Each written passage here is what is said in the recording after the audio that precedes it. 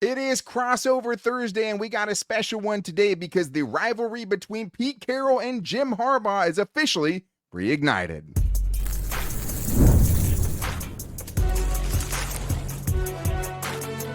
You are Locked On NFL Crossover, part of the Locked On Podcast Network. Your team every day. What is up, and welcome into Crossover Thursday. We got Locked On Chargers, we got Locked On Raiders in a game that we're very much both looking forward to, a chance for an early lead atop the AFC West. I'm super excited to be joined by your boy Q. I am Daniel Wade from Locked On Chargers. Q, super excited, man. 2-1-0 teams. I think it's going to be a good matchup. Yeah, no doubt, man. Not to mention it's Monday Night Football, AFC West division rivals, Jim Harbaugh, right? Pete Carroll. I mean, what else do you want? Early season, a lot of expectations, a lot of hype and energy and juice from the fan bases. So yeah, man, this is perfect. I can't wait. This is going to be a fun one. Absolutely, it is. And I think even, with however the seasons play out every year for Chargers fans, I think to them, the next best thing besides a Chargers win is a Raiders loss. And it doesn't seem like there's going to be much love lost between these two head coaches. But Crossover Thursday is presented by Prize Picks. Download the Prize Picks app today and use the code LOCKEDONNFL to get $50 in lineups after you play your first $5 lineup. And today we're going to be getting into the biggest story, which to me is these two coaches, the first time back in the NFL going up against each other, which I'm super excited to see. We're going to get into the biggest matchups. Mismatch Max is definitely on my radar for that one. And then we're going to get into what each team will have to do to win this game, because both teams will have a shot at it. But I think it has to start for me, because it's the only chance we're going to get to do this show, Q. The first time Pete Carroll and Jim Harbaugh are coming back together to face off again. And now this is three separate teams that they've done it with. It started at Stanford with USC and that rivalry they had there. You had the handshake, him over there like, are you good, basically? And then you also have multiple different times that these teams have met up in big time games. And the crazy thing is the official record for them is 6-6.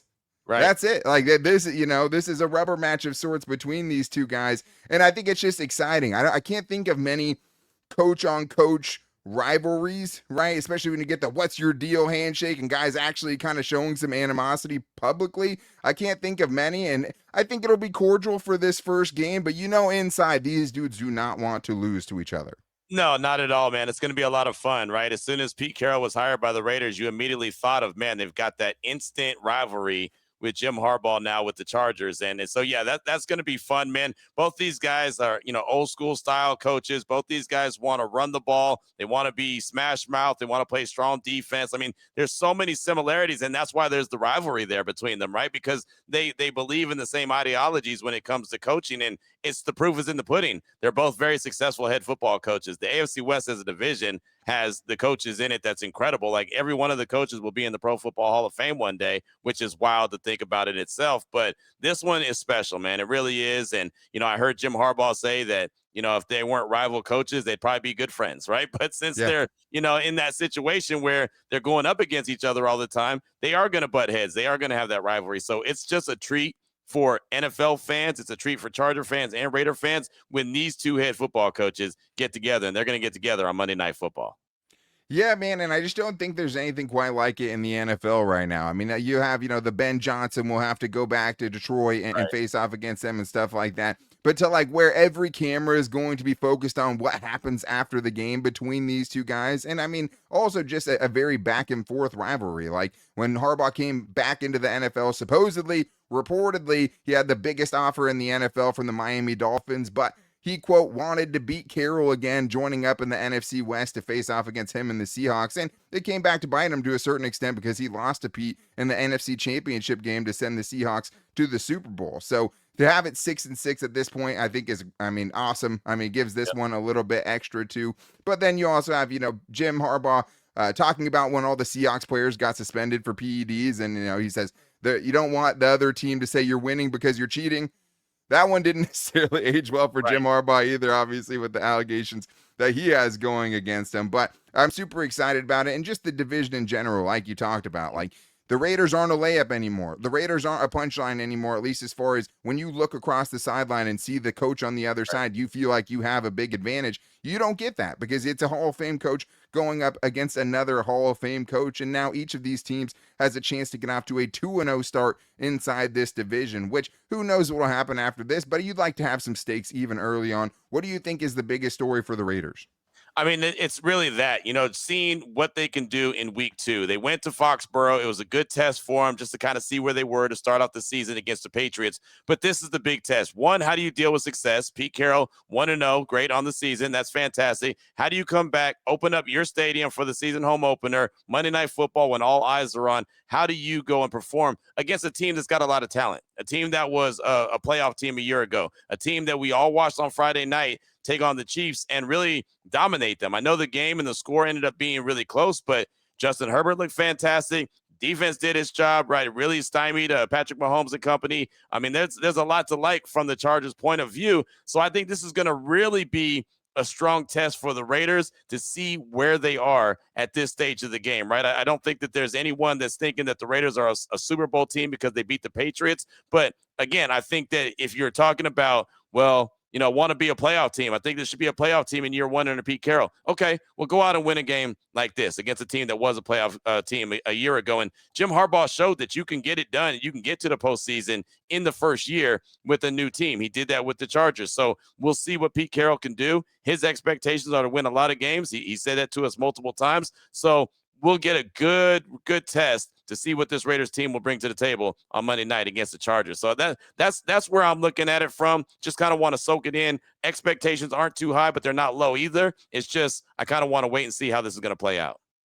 Yeah, totally. And I think for the Chargers, that was their game last week, right? Like where it's you had a great record last year, you won 11 games and all that. But there were early red flags last season that kind of told you maybe this isn't a team that's going to win in the playoffs, because 11-5 is 11-5. But you got, 2 beat up Raiders quarterbacks last year, right? You didn't get Geno Smith. You got Aiden O'Connell. You got guys like Gardner Minshew going in there. Right. Didn't really get to test it. So they ate a lot of empty calories on their way to that 11-5 record, and then basically shocked all their fans when they couldn't beat a good Texans team in the playoffs. And I think that was the biggest thing for the Chargers in week 1, which is just like, Justin Herbert can't get the stain of 2 playoff losses off of his resume with one regular season game, but that's about as close as he can do it, right? Like on a global stage, on standalone game, on YouTube, all of those things. And most importantly, just beating a good team. I mean, the only team that they beat last year that made the playoffs was the Broncos twice. They went 2-5 against playoff teams, and they beat a rookie Bo Nix twice. And I think now, especially as we talked about on the AFC crossover a little bit, it does feel like these teams, Q, are going to make it a little bit tougher on the Kansas City Chiefs. So, I mean, if the Raiders win this one, it's like, man, this is a division that's going to be an absolute slugfest. And I think the Chargers obviously have to kind of not fall into a trap game here a little bit, just because the Broncos were the team that had all the hype in the offseason. You're going to play them next week. You're coming off a big win. But if the Raiders are able to pull this off, it's like, man, this is going to be an absolute bloodbath in the AFC West. Well, I'll tell you this, Jim Harbaugh is the one coach that's not going to let the Chargers overlook the Raiders, right? I mean, I think that we can all feel very confident about that. That's why I like this division, because I know all these coaches are going to have these teams prepared, right? Now, obviously, that doesn't mean you're going to win every game. I mean, obviously, the Chargers just beat Kansas City in Brazil, the first game for them. So we know that there's going to be L's that are going to be taken, but I just think that these teams are going to be really prepared. And, Daniel, for the Raiders, man, in the first game against the Patriots, they really made some good halftime adjustments and played really good in the second half. I've been saying for a while, and I do believe this, they're not going to be able to play a second half and be strong against the Chargers. They're going to have to play a 4-quarter game, right? I think that this is going to be one of those that if you think that you're only going to be able to go in at halftime, make some adjustments to come back and win, you got another thing coming. I think this is going to have to be a full 4-quarter game for the Raiders. And that's another thing that I want to see, if I can learn about this team. Are they going to go and play that complete 4-quarter game? Adjustments at halftime are fantastic. I expect that every single game. But you also got to go out there from the jump and play really well, just like you saw from LA against the Chiefs, man. That first drive, they looked like they were out there with a purpose, and you saw Kansas City get off to a slow start. Absolutely. And, the Chargers will have to try to do that again, but it won't be as much of a surprise this time because the game plan and kind of how you're planning on attacking things is now out there, right? So Where do you make that adjustment from here? And maybe most importantly, what is the game plan against Maxx Crosby? Because if there's one Raider you feel like could totally derail things and kind of be an equalizer, even if these teams aren't at the same level right now, as far as what we know about them, it's Maxx Crosby. And he can bring you down with him. And I know he's planning to do that. And we have to get into the biggest matchups in this game and more on today's Locked On crossover episode, Locked On Chargers, Locked On Raiders. First, though, I need to tell everyone about Mazda because Mazda crafts cars for those who do more than simply move. Mazda delivers confidence with every ride with more IIHS Top Safety Pick Plus awards than anyone else as of August 2025. From footwork to breathwork, athletes sweat all the details, and Mazda brings this same intention to how we craft every model, and that is one of the things that's very apparent in this game. That is something me and Q have been very happy about so far with these new coaches is the attention to detail and the small things mattering, and I think it's going to pay off for both of them. But you can feel Japanese craftsmanship in every detail, from the metallic accents to available Napa leather upholstery. You can make everyday drives feel like anything but. From smooth handling to intuitive controls, with all-wheel drive standard in every crossover SUV, you can drive with confidence through almost any season. Like our players, we sweat every detail because when you make every moment count, impossible becomes irrelevant. Mazda, move and be moved. So I got to tell you guys about 5-Hour Energy because it's time to fuel up and turn it up with 5-Hour Energy Transfusion. This grape, ginger, and lime flavored shot brings the iconic taste of golf course favorite to a non-alcoholic boost, perfect for sinking birdies or making great memories with friends. It's a hole-in-one for your energy game. Whether you're out in the course or just need a little extra push to power through your day, 5-Hour Energy Transfusion delivers the clubhouse flavor that you love without ever having to leave the green. And it's always great to be awake and be alert out on the golf course. My favorite memory is I had a friend, Tim Lopez, who picked up a rattlesnake on the course that was next to his ball. You don't want to pick up rattlesnakes, but you do want to know if it's there, and you want a 5-Hour Energy to keep you alert and ready to go for your golf round and not let anything get in the way. And golf is all about good times with good people and good flavors. The grape, ginger, lime flavor of 5-Hour Energy Transfusion gives you the best parts of the clubhouse go-to without ever having to leave the course or chase down the bev cart. Now you can amp up the fun even more just by Snap and enter for a chance to win a dream golf trip for two to any golf tournament in the USA. Tee up that trip. Visit 5hewin.com for full rules and entry. No purchase necessary. Excludes the Masters tournament. Ends October 31st, 2025. All right, Q, we talked about the biggest storylines in this one, and there are some good ones, but it's all about the matchups. It's all about the X's and O's, and it's all about what is going to kind of make the difference in a game that we expect to be close. We'll talk about FanDuel a little bit, but right now it's a 3-point game. It's the same spread that the Chiefs had against the Chargers last week. So if you think the Chiefs can beat the Chargers, but the Chargers can't lose to the Raiders, you got another thing coming. Both these teams are going to have to bring it on Monday Night Football. But I talked about it already before. To me, this is about mismatch max. If you're talking about these two teams specifically, the guy that I'm worried about most would always be Maxx Crosby, but it doesn't help that he has a really juicy matchup with Chargers right tackle Trey Pipkins. Now, one of the kind of barometers for Joe Alt's success last year as a rookie being a top 5 pick was how is he going to play week 1 against the Raiders? And he played well, right? Maxx Crosby still got his a little bit, but it was him going up against Maxx Crosby that made Chargers fans be like, oh my God, hey, this guy might be something, right? And I think that going into this one, especially since Maxx Crosby usually, lines up on the left side or the right side of the offense, he gets to go up against Trey Pipkins, who allowed 4 pressures last week, and you combine that with Maxx Crosby getting 7 pressures of his own last week. It's just hard not to look at this matchup and not think that could be the matchup that maybe decides things. Yeah, it's funny. Whenever the Raiders are in a game, it's always about a matchup with Maxx, right? I mean, like you said, mismatch Maxx for a reason, right? I mean, the dude he's the pulse of the team. He's the one that makes them go. And so the Patrick Graham-led defense for the Raiders is based off of pressure on the quarterback. You got to be able to get it. And so when the Raiders played well against New England, they were getting home. They were pressuring Drake May, forced him into a bad pass that ended up being an interception. That was off of Maxx Crosby hitting him, right? And so, I mean, that's just what it is. When Drake May had all day to throw the ball around the yard, it's because the Raiders couldn't get pressure. So if they can't get pressure, it's going to be a long day at the office because Justin Herbert will pick you apart, as you know. So, yeah, I mean, Maxx Crosby is always going to be a hell of a matchup. They do have Tyree Wilson, their former first-round pick, playing inside and out. So sometimes he's across from Max, sometimes he's inside, kind of in that NASCAR package. So he's someone to pay attention to. Malcolm Kuntz is back from a torn ACL that he suffered before the 2024 season. He looks healthy. He registered a sack last week. So I think that defensive line in general, their main job is going to be figure out how to get to Justin Herbert and throw him off his game. We know that Rashawn Slater's not there, but Joe Alt, as you mentioned, they're at that left tackle's position. There's a reason why he was the first pick in the Jim Harbaugh era there with the Chargers, because he's that stinking good as an offensive lineman. So I know that they're not going to lose anything there. But, yeah, if Maxx Crosby can get home early and often and rattle Justin Herbert, he was talking about him before. They got a little bit of a rivalry, been playing against each other for a while, and that's just good on good. Right, Justin Herbert and Maxx Crosby, that's good on good. So it's going to be a lot of fun. That's definitely a hell of a matchup to pay attention to.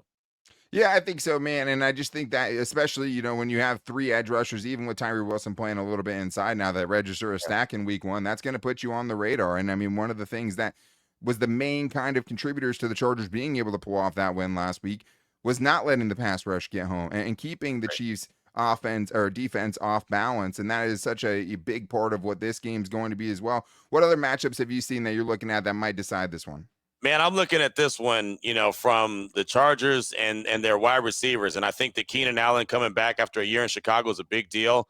Quentin Johnston, who I got a lot of respect for, that. Yeah. He's a guy I covered Texas in high guy. school. So, yeah, so I got a lot of respect for him. And then obviously Ladd McConkey as well. I think Keenan Allen makes those guys that much better, being that veteran presence. I just think that was huge to be able to find a way to get him back. So that's a 3-headed monster there as far as the wide receivers go. And the Patriots don't have that, right? They have good wide receivers. I don't want to slight them, but they're not those guys. And so I think that it's going to be a huge test with the young secondary of the Raiders. They've got Eric Stokes, Kyu Blue Kelly, and Darnay Holmes, right? Kyu Blue Kelly's on the outside. He got his first career start last week. Eric Stokes is a former first-round pick that his career really was kind of sidelined due to injuries. And so he's got a little bit of a chip on his shoulder trying to get his career jump-started again. And Darnay Holmes, to be honest, is a guy that I thought there was a chance that he might not even make the roster. He might have got cut, but he didn't. So he's just starting nickel. So that's really the corners that you're looking at and the DBs that you're looking at. And every once in a while, Jeremy Chin will slide up from the safety position and play like the big nickel position. But I think really one of the biggest matchups, and again, going back to the Raiders and the defensive line getting to the quarterback, that's going to help things speed up a little bit if they're able to do that. But I think that secondary against those wide receivers, right? That's going to be a huge test right there. If they're running free, like the Patriots had guys running free for a lot of that game on Sunday, it could be a really long day at the office for the Silver and Black. But Keenan Allen being back is a huge deal as far as I'm concerned. Yeah, someone Raiders fans have seen a lot of, right, over the years, and it's so yeah, definitely have history with, man. And I mean, it just was so cool to see him kind of fit back in like a glove. Even after a year away, he comes back last week, gets the touchdown, has another really good game for the Chargers, and it's like he never left. And to your point, I mean, Chargers had 3 receivers last week that had at least 5 catches and 68 plus yards. So him, Keenan Allen, or Quentin Johnston, Keenan Allen, Ladd McConkey, all those guys really had a big game against the Chiefs, and it was very spread out, right? And I do think, to your point, like, you can't just put all of your attention towards Ladd McConkey anymore, right? And that's the biggest thing that Keenan Allen brings. I mean, I think he had 5 third-down conversions last week, or at least 5 first downs last week.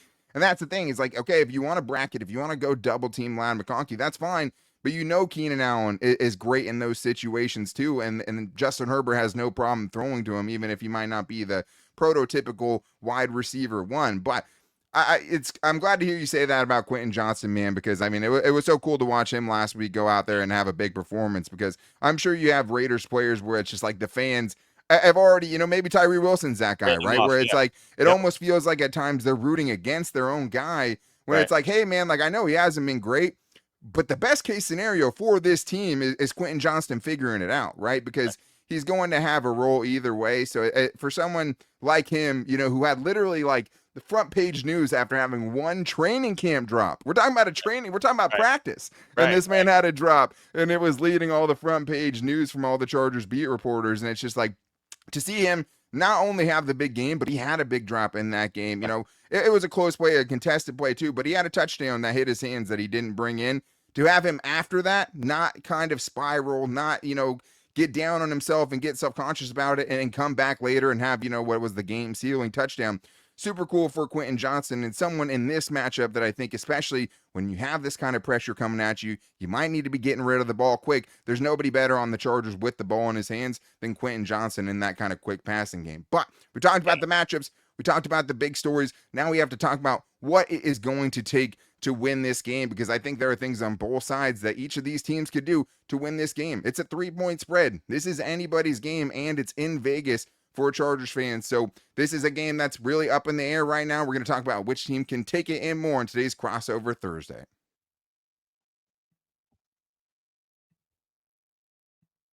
First, I need to tell you guys about FanDuel, because the NFL season is here, and FanDuel is making sure you're ready for kickoff with a can't-miss offer. Right now, new customers can bet just $5, and if your bet wins, you'll get $300 in bonus bets to use across the app. I love using FanDuel because it fits however you like to bet. Player props, building a same-game parlay, or even jumping in live as the action unfolds. That is nice to be able to get the pace, get a feel for a game, and be like, for the Chargers for a long time, it's like, hey, the Chargers are up in this game, but I've seen this story a lot of times. Maybe it's time to go in on the other team. But that's the great thing about FanDuel, is it's more than just a spread, which I told you is 3 points. The Chargers are 3-point favorites going in, but it's also all the different ways you can bet as well, like Geno Smith over or under 244.5 passing yards, or Justin Herbert to go over under 252.5 passing yards. Both of those guys smashed those numbers last week. So are you ready to play? Download the FanDuel app now by visiting FanDuel.com to get started. That's FanDuel.com to place your first $5 bet.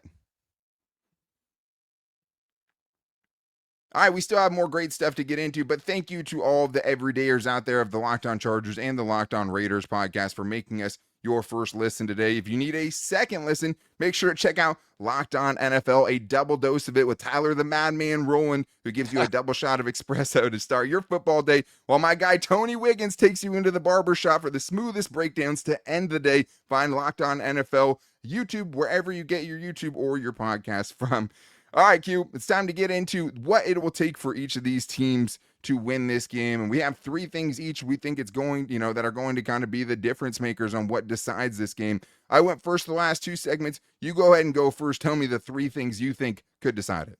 Well, the Raiders didn't have much of a run game week 1 against the Patriots, right? Ashton Genty, the superstar rookie, he only had 38 yards on 19 carries. And so obviously that's not enough. And it's funny, you got 2 teams here in the Raiders and the Chargers that both want to run the ball, and neither team really ran the rock in their first game, but they still came away with dubs, showing that their 2 first-round running backs too. Exactly, can get it done. So I think that establishing the run game better, letting Ashton Genty start to get loose. 19 carries was great, right? That's fantastic. But obviously, you've got to have more production, which means the offensive line's got to do a better job. Look, he ran for 44 yards after contact, and he ended the game with 38 yards. That's crazy. That's the stat that, I don't want to be a guy that delivers that stat every week, right? I want to make sure that it's a much better, 44 yards after contact, but he ends up with like 90 yards, right? Now that's better. I'll take that. But 44 yards after contact, only ended with 38 yards is not good enough. So they're going to have to find a way to get him loose, go ahead and get him going. The offensive line is going to have to do their job, especially the right side. It was a little suspect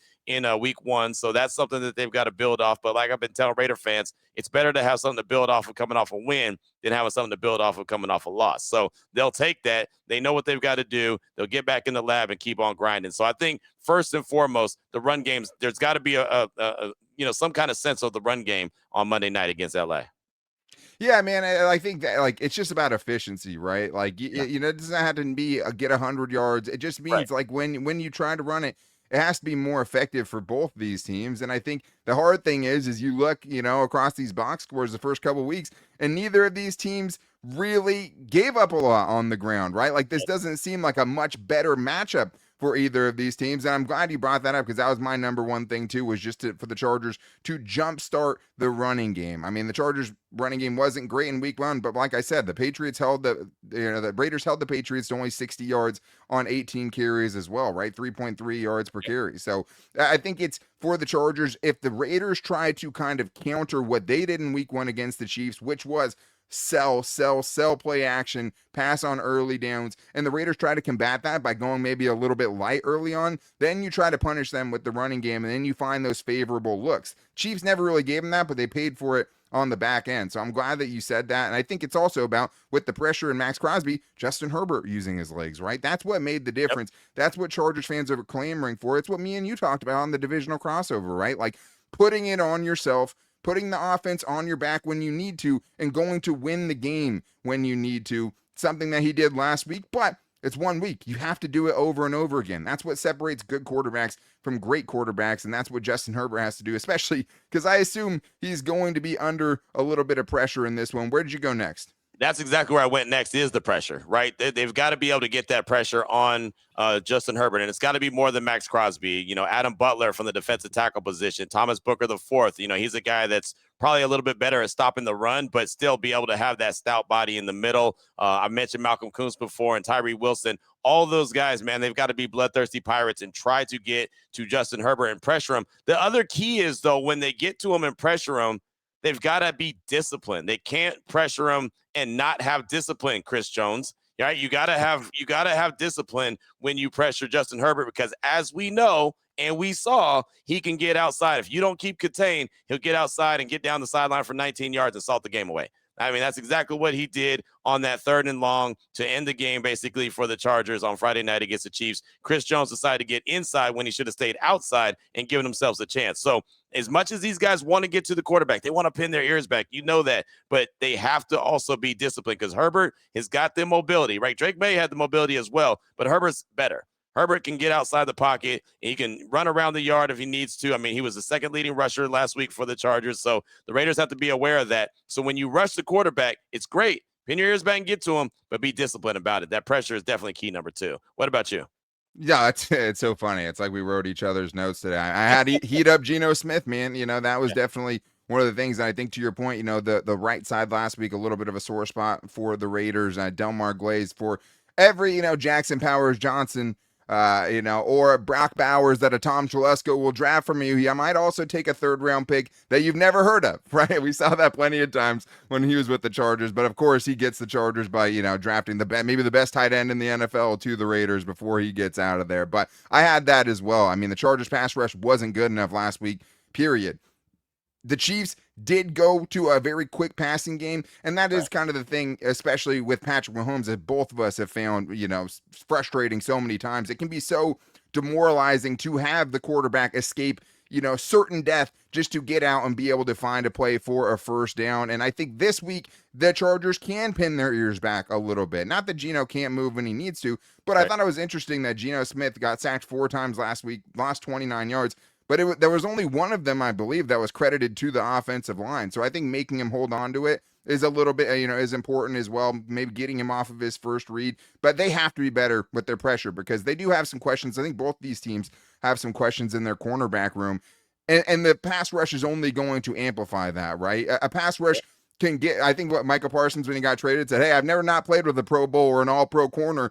I get dudes paid. Maxx Crosby can get dudes paid as well, and the Chargers need Khalil Mack, who's had a couple big games against his former team, to get more involved this week. What did you want to finish with here? Well, man, it's funny, man. You're just kind of giving me alley-oops, man, because the secondary. the secondary has got to be better, right? I mean, the pressure's got to get there. That's why it's the second key, but the secondary has got to be better. They got to play stickier coverage.